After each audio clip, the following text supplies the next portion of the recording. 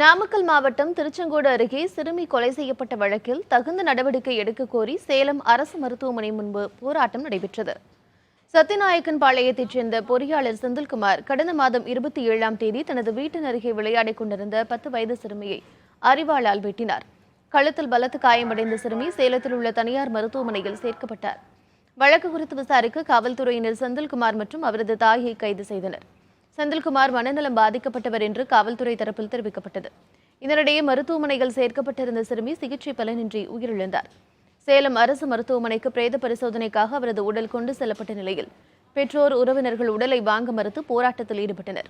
சிறுமியின் குடும்பத்தினருக்கு அரசு 3 லட்சம் ரூபாய் நிதியுதவி அறிவித்திருந்த நிலையில் 25 லட்சம் ரூபாய் வழங்க வேண்டும் என்று உறவினர்கள் வலியுறுத்தினர். கைதான செந்தில்குமார் மீது குண்டர் தடுப்பு சட்ட நடவடிக்கை எடுக்க வேண்டும் என்றும் அவரது சகோதரரையும் கைது செய்ய வேண்டும் எனவும் அவர்கள் வலியுறுத்தினர். எந்த காசுக்கு வந்து என்ன வருது? என் குழந்தை வருமா? என் குழந்தைய திருப்பி தருவானா? தண்டனையா கண்டிப்பா அதை கொடுத்தே ஆகணும். 10 வருஷம் என் பிள்ளை பெற்று வளர்த்து மன கஷ்டன்றது